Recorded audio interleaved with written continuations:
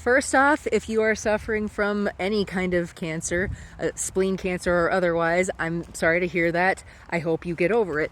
That said, there are some herbs that can help support this, but your spleen, you got to understand what your spleen does. Your spleen is directly related to your lymphatic system. It's basically the organ that cleanses the blood. You know how I've said in other videos that your lymphatic system does not have a pump, and therefore you need to move around in order to cleanse your lymphatic system and push all that stagnant lymph and gross stuff in your blood out? Well, your spleen is the little filter that it all goes through before it gets pushed out. So some things that you want to do in general to support your spleen without even thinking about herbs are eating right, like eating lots and lots of fruits and vegetables. That's going to be helpful for your spleen and your pancreas, actually. If you eat meat, eat like grass-fed, locally sourced meats, really high-quality meat if possible, and get lots of movement, get lots of exercise. That means if you're on a walk, move your body around, jumping jacks, get a rebound or something like that. Those are all things that are going to help your lymphatic system. So on top of that, astragalus is the one herb that I have worked with a little bit that can help your spleen. It's basically an overall immune tonic for your entire body.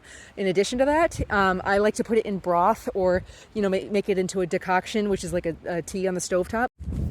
Now, I know that video that you commented on for this was on poke root. Poke root and poke berries are usually specific for like rheumatic pain. Poke root helps with mammary tissue, so like mastitis and other issues in the breasts. That's those kind of glands. So poke might help just in general, but again, it's a really small dose herb. So there are some other safer herbs to go for before. Violet leaf and flower, cleavers, one of my favorites. Calendula flower with the buds and everything. Another one is red root, Ceanothus americanus, aka New Jersey tea. I haven't grown that, and therefore I haven't played with it very much. You might want to look up, each herb basically has an affinity for certain organs. They're all helpful all around, okay? But many herbs have an affinity for a specific organ system.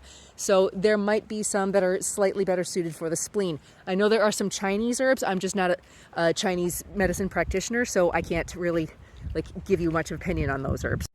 Hopefully that has helped. The only other general advice I would give somebody for dealing with any kind of cancer is mushrooms, medicinal mushrooms, turkey tail like this, and reishi and maitake might help. Chaga can probably really help with that. Mushrooms, remember, have to be taken day after day after day. So you have to take mushrooms. They build up in your system over time. I do have some mushroom tinctures in my shop if you want some. Otherwise, make sure you're getting a high quality tincture made with the fruiting body, double extracted or triple extracted, okay? So hopefully all of those things, I know that was an info dump on you, but yeah, that's the best I can tell you for fighting cancer, lymphatic problems, supporting your lymphatic system, and all that in general. So good luck with your spleen.